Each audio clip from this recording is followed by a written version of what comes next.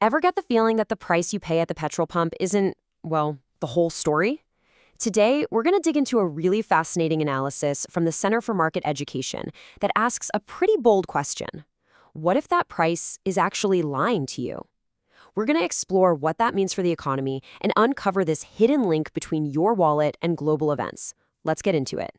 Okay, so to kick things off, here's a bit of a puzzle for you. What could possibly connect a heated debate about what a fresh graduate should be paid with the massive global oil crisis? I mean, they seem like they're from completely different planets, right? Well, according to the sources for this explainer, they're actually two sides of the very same coin. And that hidden connection? It's all about prices. Not just the ringgit and sen you see on a price tag, but what those numbers are actually trying to tell us. You know, once you get this, the whole debate around subsidies, wages, and energy policy in Malaysia starts to make a whole lot more sense. So first things first, let's nail down what we mean by prices. Try to think of a price less as a cost and more like a signal. It's a constant flow of information. A high price is basically yelling, hey, this is scarce, or a lot of people want this. A low price is saying, we've got plenty. And it's this information that quietly coordinates millions of decisions across the entire economy. And this brings us right back to our puzzle. A core argument from the Center for Market Education is that wages are prices too. They're the price of labor. They argue that a salary isn't based on our aspirations or what we feel is fair, but on simple supply and demand. How many people can do a certain job versus how many companies need that job done. It's a tough concept for sure, but it's absolutely crucial for what comes next. So if prices are signals, how exactly do they guide us? Well, the source material uses this fantastic analogy of an economic compass. Just think about it. A compass doesn't have an opinion, right? It just points north. It guides you based on reality. In the same way, prices are meant to guide our whole economy. They point businesses and people toward efficiency and away from waste. They are our guidance system. But what happens if you stick a giant magnet next to a compass?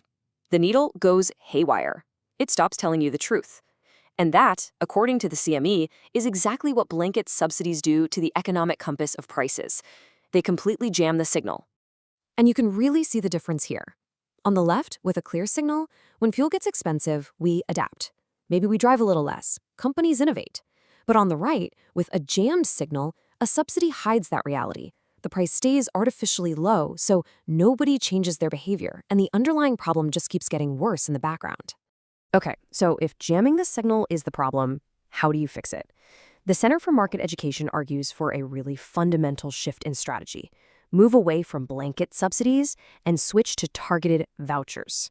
The idea here is actually pretty simple, but really powerful. You separate two things that have gotten tangled up, how a price is formed and how you support people's income. You let the price at the pump tell the honest-to-goodness truth about the market. Let the compass work. But at the same time, you give direct financial help to the households that actually need it, so they can handle that true price. It's like fixing the compass while also giving a map to those who need help navigating. So how would this actually work? It's basically a three-step process. First, eligible families get digital credits, maybe sent directly to them. Second, they can use these credits specifically for essentials like fuel. And third, this is the most important part. Everyone sees and pays the real market price at the pump. The compass is back online, but the support is targeted and direct. So what's the big payoff? Well, according to the CME, the advantages are huge. You restore those price signals, letting the market work correctly. But you also deliver social support with surgical precision, helping only those who need it. It makes the system more transparent, fiscally sustainable, and way more adaptable in a crisis because you avoid the economic trap of artificially fixed prices. So ultimately, this proposal isn't just about a technical policy change. It's really about a fundamental shift in how we think about and listen to the market. And it's important to remember this whole analysis comes from the perspective of the Center for Market Education. Their mission is to reintroduce these fundamental economic principles into the public conversation, basically arguing that before we can fix the system, we first need to understand how it truly works. And that leaves us with one final powerful question. Are prices just numbers to be controlled, or are they vital signals to be understood? The answer, according to this analysis, could shape our entire economic future. It's definitely something worth thinking about. Thanks for joining me.